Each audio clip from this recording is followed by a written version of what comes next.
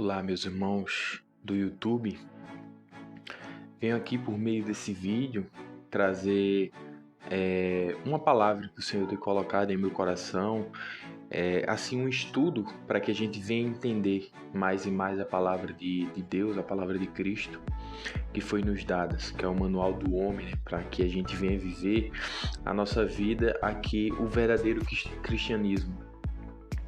Então, eu venho trazer para vocês aqui, muitas vezes a gente tem algum tipo de dúvida sobre determinados assuntos.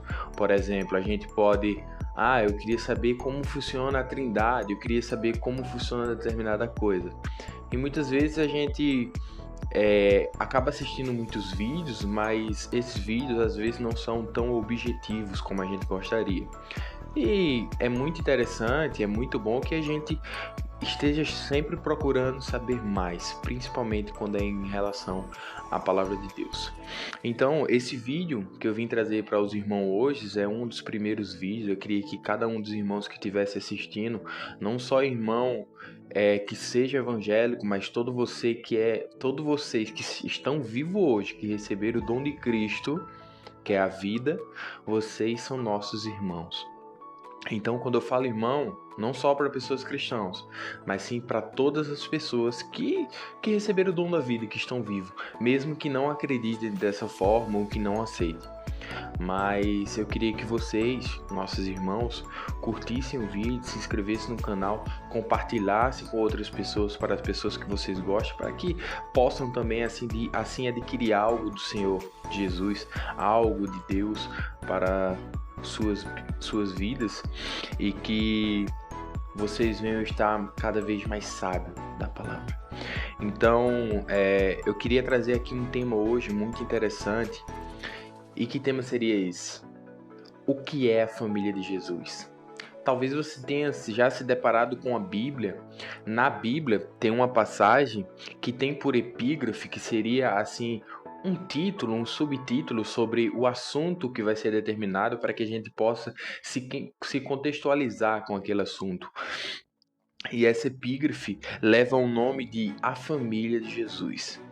Então eu queria trazer aqui para que a gente possa entender o que é essa família de Jesus, o que o próprio Jesus quis falar quando ele usou essa nomenclatura, quando ele falou sobre esse assunto. Então, eu estou aqui com a Bíblia. Para vocês não dá para ver aí no vídeo, porque ainda estou organizando essa questão do vídeo, essa questão da filmagem, mas eu espero que cada um de vocês entenda. E se vocês tiverem alguma opinião, se vocês tiverem alguma dica para me dar, que eu vou ser muito abençoada para que a gente possa assim colocar em prática. Mas a palavra de Deus está lá em Mateus capítulo 12, versículo 49 ao 50. Eu queria que todos vocês que estão assistindo, seja Bíblia digital, Bíblia física, que é melhor ainda, que você pode ler, pegue sua Bíblia, abra, leia junto comigo, medite, anote e faça com que a própria palavra diz: examinar as Escrituras, para ver se tudo aquilo que eu falo realmente está condizendo com as Escrituras. Então, o texto, para que a gente possa se situar, para que a gente possa aprender, está lá em Mateus capítulo 12, os versículos 49 ao 50. É o versículo áureo, é o que a gente vai ler, mas o contexto em si, o versículo começa a partir do 46 ao 50. Mas eu queria ler esse áureo com a gente, e a história eu quero me aprofundar entrando. Você que está em casa, aconselho você a ler do 46 ao 50, mas para não tomar tanto tempo eu quero ler só apenas essa pequena parte. Que diz a palavra de Deus: E, estendendo a mão para os seus discípulos, disse: Eis aqui a minha mãe e meus irmãos, porque qualquer que fizer a vontade de meu Pai que está nos céus, este é meu irmão, irmã e mãe. Esse texto ele é interessante porque o contexto que ele está inserido, se nós observarmos no texto geral, a gente vai ver que Jesus ele estava fazendo aquilo que ele fazia no seu ministério quase o tempo todo. E o que era isso? Ele estava pregando, ele estava ensinando, ele estava formando os discípulos, ele estava levando a sua palavra para as pessoas, ele estava se mostrando como Cristo para aquelas pessoas, para que as pessoas acreditassem nele e assim o seguissem. E em volta e meia, ele estava rodeado de multidões para onde ele ia. A gente vai observar nos textos bíblicos que muitas passagens ele sempre vai estar rodeado de multidões. Então, Jesus ele estava ensinando. E o contexto em si, Jesus ele estava ensinando e tinha uma multidão ao redor dele. E interessante é que em meio a essa multidão, do lado de fora, a mãe dele e os irmãos dele chegam. E quando chegam lá, talvez a mãe dele chamou alguém, talvez seja a mãe ou um dos irmãos, mas chamaram alguém que estava ali no meio da multidão e disseram àquela pessoa: olha, vai até lá dentro e diz a Jesus que nós queremos falar com ele. A mãe e os irmãos dele, a família. E essa pessoa ela vai até lá dentro. Só que chegando lá dentro, quando ela fala isso para Jesus, a resposta de Jesus é muito interessante. E eu queria trazer isso para vocês. Ela chega até Jesus e diz: olha, lá fora, tua mãe e teus irmãos querem falar contigo. E por um momento, para mim, que sou um leitor, e para aquelas pessoas mais ainda que estavam ali naquele momento, acharam um pouco até estranho a resposta de Jesus de imediato. Porque Jesus ele diz, estendendo a mão sobre os discípulos, ele diz: quem são minha mãe e meus irmãos? Aquelas pessoas naquele momento, assim como eu, devem ter parado alguns delas e pensado: como assim ele não sabe quem são a mãe e os irmãos dele? Se é pessoas que viveram com ele, ele cresceu com essas pessoas desde criança até a idade que ele estava naquele momento. Como assim ele não conhece? Só que logo em seguida ele completa. Ele estende a mão sobre os discípulos e diz: todo aquele que fizer a vontade do meu Pai que está no céu, este é minha mãe, meu irmão e meu irmão. E interessante dessa resposta é que Jesus ele está no meio de uma multidão, mas ele levanta a mão sobre os discípulos. E isso nos diz algo nessa manhã, nessa palavra. E o que isso quer dizer? Que nós muitas vezes estamos rodeados por uma multidão.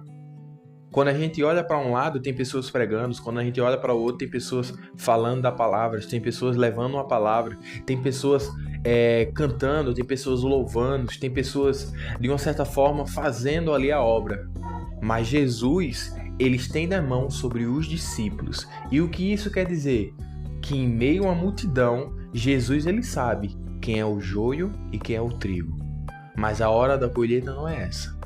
Ele diz que no final ele vai levar os anjos, e ele vai separar o joio do trigo. Ou seja, nós estamos no meio hoje que todo mundo fala de Bíblia, todo mundo diz que vive a Bíblia, mas Jesus ele sabe quem são os verdadeiros.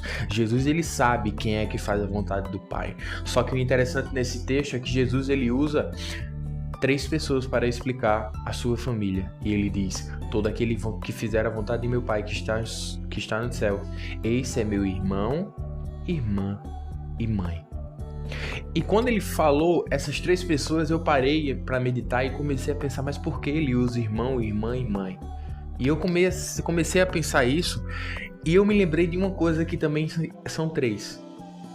E quando eu me lembrei dessa coisa que são 3, que seria a Trindade, eu comecei a me perguntar: mas espera aí, se eu me lembrei disso, mas o que a Trindade tem a ver com pai, irmã e irmão? O que esses 3 têm a ver com esses 3? E aí eu entendi. A Trindade, ele é um único Deus que subsiste em 3. Deus Pai, Deus Filho e Deus Espírito Santo. Se você quer se aprofundar mais, eu aconselho a você que anote e revise e estude novamente. Deus Pai, Deus Filho, Deus Espírito Santo. Um Deus que subsiste em 3. E eu comecei a tentar juntar a família com a Trindade. E quando eu pensei um Deus que subsiste em 3, eu lembrei: a família, ela independente se for uma família de 3 pessoas ou se for uma família de 20 pessoas, mas tem uma coisa que une todas elas. E você deve se perguntar aí: que coisa é essa? E é muito simples: DNA. O DNA do pai e da mãe passa para os filhos. Se o pai e a mãe tiver 5 filhos, aqueles 5 filhos vão ter o mesmo DNA do pai e da mãe. Se o pai e a mãe tiver um filho, aquele um filho vai ter o mesmo DNA de uma mãe. Ou seja, é um DNA, mas que está espalhado em várias outras pessoas e assim formam uma família. Então é isso que tem em comum, um DNA. E eu quero trazer algo para você nesse dia. É que o DNA de Cristo ele está em nós. E você se pergunta, mas peraí, o DNA de Cristo está em nós, o sangue? Mateus, em João capítulo 19, capítulo 9, se eu não estou equivocado, Jesus ele está em frente ao templo. Jesus ele disse aos seus discípulos: tá vendo esse templo? Não ficará pedra sobre pedra, mas ao terceiro dia eu reconstruí um templo novo, parafraseando. E até os discípulos, até os fariseus que estavam ali naquele momento se perguntaram: como assim? Esse templo foi construído há tanto tempo, como em 3 dias ele vai reconstruir um novo? Mas tinha uma pessoa no meio deles, e essa pessoa era um dos discípulos que tinha intimidade, o discípulo a quem Jesus amava. E quando saindo ali esse discípulo, o discípulo João, ele fala para aquelas pessoas e diz: ele falava do seu próprio corpo. E João entendeu que ele estava dizendo que ele ia derrubar esse templo, o templo humano, e ia reconstruir um novo templo dentro de nós, para que o Espírito Santo habitasse. Só que o interessante, quando nós olhamos para a cruz, que hoje é dia 1, mas ontem foi dia 31, um domingo de Páscoa, que seria assim a ressurreição de Cristo. Quando nós olhamos para a cruz, a gente entende. Paulo ele vai escrever em uma das suas cartas à igreja, ele vai dizer: nós fomos comprados por um bom preço. E que preço é esse? Preço de sangue.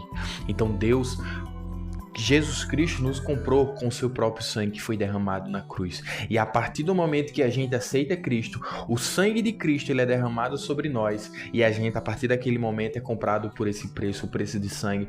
A partir daquele momento, o sangue de Cristo está em nós, trazendo assim o DNA de Cristo. E quando ele traz o DNA de Cristo, nós agora fazemos parte da família de Cristo, com o mesmo DNA.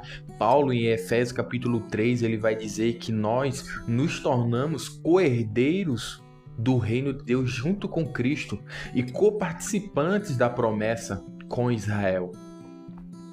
A partir do momento que nós fomos comprados pelo sangue de Cristo, nós nos tornamos co-herdeiro do reino junto com Cristo, porque agora nós fomos comprados pelo sangue. O sangue agora é o nosso DNA e faz parte de nossa vida. Esse sangue lavou os nossos pecados e assim agora nós fazemos parte da família de Cristo.